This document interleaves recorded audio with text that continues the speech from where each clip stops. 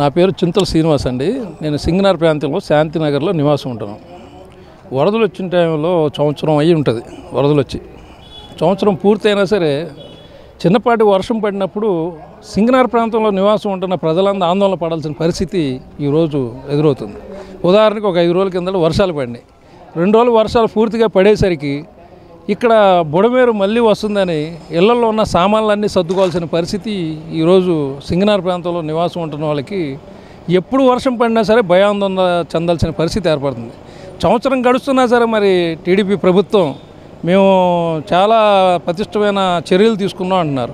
చర్యలు తీసుకున్నప్పుడు ఎందుకు భయపడే పరిస్థితి వస్తుంది? ఎందుకు ప్రజలు ఆందోళన పడుతుంటే మీరు పట్టించుకోవట్లేదు? బుడమేరు రాదు అని అంటున్నారు. శాశ్వత పరిష్కారం ఏం చేశారు? ఏదైనా ఒక మాట ఏం చెప్పగలరా? లేదు.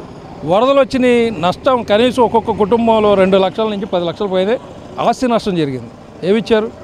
25,000 ఇచ్చి కొంతమందికి అసలు నిరుత్సాహం ఏమీ లేదు. కిందన గ్రౌండ్ ఫ్లోర్ వాళ్ళకి 25,000 అన్నారు, పైన ఉన్న వాళ్ళు 10,000 అన్నారు.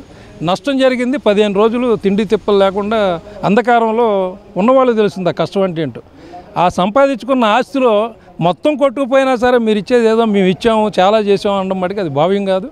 గడుస్తున్న సంవత్సరం అయింది. సంవత్సరం గడుస్తున్నా సరే ప్రభుత్వం నుంచి సరైన స్పందన అనేది లేదనేది సింగనార్ ప్రాంతంలో ఉన్న ప్రజలు ఈరోజు ఆందోళనలతో నిద్రపోవాల్సిన పరిస్థితి ఏర్పడుతుంది. ఏదైనా వర్షం పడుతుందంటే చాలా భయాందోళనకు గురవలసిన వస్తుంది.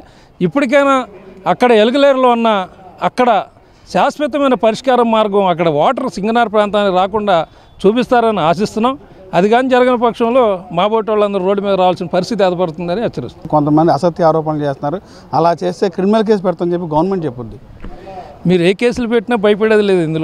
ఇందులో అప్పుడు జరిగింది నష్టం ఎలా జరిగిందో మీకు తెలుసు. ఆ నష్టం ఒక పక్క జరగకుండా చూసుకోవడం కోసం సింగనార్ ప్రాంతాన్ని ముంచారు. అంటే అక్కడ రిటర్నింగ్ వాల్ మీరు దగ్గరుండి కట్టించారు. ఎంతవరకు కట్టించుంటారు? మా అంటే ఒక 50 మీటర్లు, ఒక 100 మీటర్ల లోపు కట్టించుంటారు. మిగతాదంతా అలాగే ఉందా? మిగతా దానికి ఫౌండేషన్ అయ్యారా? మిగతాదంతా ఏమాత్రం మళ్ళీ ఏదైనా వరదలు వస్తే బెజ్జం పడదని గ్యారంటీ ఉందా? అంటే మీరు చిన్న మొక్క చూపించి మొత్తం చేశానన్నది భావ్యం కాదు. ప్రశ్నించే వాళ్ళ మీద కేసులు పెడతారంటే ఎవరి మీద పెడతారు? ప్రజలు కాదా? నివసిస్తున్నది జనాభా కాదా? 2 లక్షల మంది ఉన్న సింగనార్ ప్రాంతంలో మీరు ప్రజలకు ఇస్తున్న గ్యారంటీ ఏంటి? ఎంతమంది మీద పెడతారు కేసులు? అంటే ఉద్యమాన్ని మీరే తీవ్రతరం చేసుకునే స్థితి మీరు తెచ్చుకుంటే ఇక మేము చేసేదేం లేదు. ఉద్యమం తీవ్రతరం చేయడానికే సిద్ధపడతాం.